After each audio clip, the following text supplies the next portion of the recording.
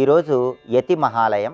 ఈ సందర్భంగా ఎలాంటి ముఖ్యమైన విధి విధానాలు పాటిస్తే సమస్త శుభాలు చేకూరతాయో, అలాగే భవిష్యత్తులో పెద్ద పెద్ద కష్టాలు రాకుండా, పెద్ద పెద్ద సమస్యలు రాకుండా, ప్రారబ్ధ కర్మల ఫలితాలు తగ్గింపజేసుకోవటానికి, పుణ్యాన్ని తొందరగా అందిపుచ్చుకోవటానికి పాటించాల్సిన ముఖ్యమైన విధి విధానాలేంటో నేటి శుభం లాభం అనే శీర్షికన పరిశీలిద్దాం.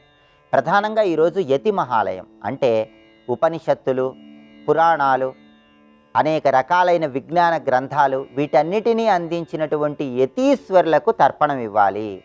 యతీశ్వరులకి హస్తోదకం అనే పేరుతో తర్పణం ఇచ్చే రోజు యతి మహాలయం. అంటే ఋషుల పేర్లు, మనకి విజ్ఞానాన్ని అందించినటువంటి మహర్షుల పేర్లు చెప్పుకుంటూ, చిటికెన వేలు మొదట్లో కాయతీర్థం ఉంటుంది కాబట్టి వాళ్ళకి కాయతీర్థం అనే పేరుతో తర్పణం ఇవ్వాలి. అంటే అక్షింతలు కలిపిన నీళ్లు చిటికెన వేలు దగ్గర నుంచి విడిచిపెడుతూ మనకి విజ్ఞానాన్ని అందించినటువంటి గొప్ప గొప్ప వాళ్ళ పేర్లు స్మరించుకోవాలి. యతి మహాలయం సందర్భంగా ఈ ప్రత్యేకమైన విధి విధానం పాటించాలి. దీన్ని హస్తోదకం అనే పేరుతో పిలుస్తారు. అలాగే యతి మహాలయం సందర్భంగా అన్నదానం చేసినా, వస్త్రదానం చేసినా సమస్త శుభాలు చేకూరతాయి. అలాగే భవిష్యత్తులో పెద్ద పెద్ద కష్టాలు, పెద్ద పెద్ద సమస్యలు రాకుండా ఉండటానికి, ప్రారబ్ధ కర్మ ఫలితాల తీవ్రతను తగ్గింపజేసుకోవటానికి, అలాగే పుణ్యాన్ని తొందరగా అందిపుచ్చుకోవటానికి కొన్ని ప్రత్యేకమైన విధి విధానాలు పాటించాలి. వాటిలో ముఖ్యమైన విధి విధానం ఏంటంటే 11 ఆదివారాలు నదీ స్నానం చేయాలి. 11 ఆదివారాలు నదీ స్నానం ఎలా చేయాలంటే, ముందుగా మీరు నది దగ్గరకు వెళ్ళేటప్పుడు బియ్యపు పిండిని తడిపి కొన్ని ముద్దలుగా చేసుకోండి. 12 బియ్యపు పిండి ముద్దలను చేసుకొని నదీ తీరానికి వెళ్ళి నదిలో దిగి స్నానం చేయటానికి ముందు ఒక్కొక్క బియ్యపు పిండి ముద్ద తీసుకొని 3 సార్లు సవ్య దిశలో, 3 సార్లు అపసవ్య దిశలో మీకు మీరే దిష్టి తీసుకొని ఆ 12 బియ్యపు పిండి ముద్దలు పారే నీళ్లలో నదిలో వదిలిపెట్టండి. అలా వదిలిపెట్టిన తర్వాత నదీ స్నానం చెయ్యండి.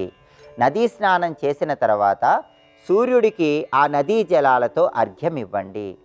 అర్ఘ్యం ఇచ్చి నదీ స్నానం పూర్తయి బయటికి వచ్చిన తర్వాత వయస్సులో పెద్దవారైనటువంటి పేదవాళ్ళకి తెలుపు రంగులో ఉన్న పదార్థాలు పంచిపెట్టాలి. ఈ ప్రత్యేకమైన విధి విధానం 11 ఆదివారాలు చేసినట్లయితే భవిష్యత్తులో పెద్ద పెద్ద కష్టాలు, పెద్ద పెద్ద సమస్యలు రాకుండా ప్రారబ్ధ కర్మ ఫలితాల తీవ్రతను తగ్గింపజేసుకోవచ్చు, పుణ్యాన్ని తొందరగా అందిపుచ్చుకోవచ్చు.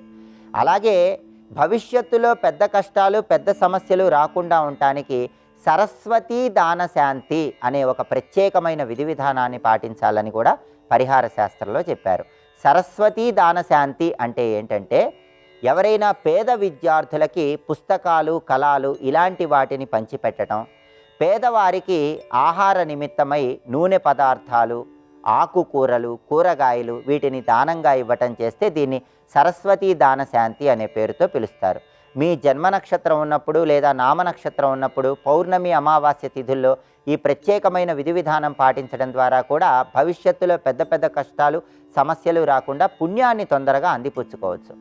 అలాగే లలితా అమ్మవారిని సమస్త దేవతలు పూజిస్తున్నటువంటి చిత్రపటాన్ని మీ గృహంలో ఏర్పాటు చేసుకొని కార్యనిమిత్తమై బయటికి వెళ్ళేటప్పుడు ఆ చిత్రపటానికి నమస్కారం చేసుకుని వెళ్ళండి. దానివల్ల కూడా పెద్ద పెద్ద కష్టాలు, సమస్యలు రాకుండా పుణ్యాన్ని తొందరగా అందిపుచ్చుకోవచ్చు, ప్రారబ్ధ కర్మ ఫలితాల తీవ్రతను తగ్గింపజేసుకోవచ్చు. అలాగే ఎప్పుడైనా సరే మీరు ఆదివారం పూట నదీ స్నానం చేయటం పూర్తయిన తర్వాత ఎక్కడైనా పూల కుండీలో ఒక మొక్క నాటండి. దానివల్ల కూడా ఉత్తమ ఫలితాలు కలుగుతాయి. పూజా మందిరంలో ఆవు నెయ్యి దీపాలు వెలిగించుకోవటం ద్వారా కూడా పెద్ద పెద్ద కష్టాలు, సమస్యలు రాకుండా వాటి నుంచి సులభంగా బయటపడవచ్చు.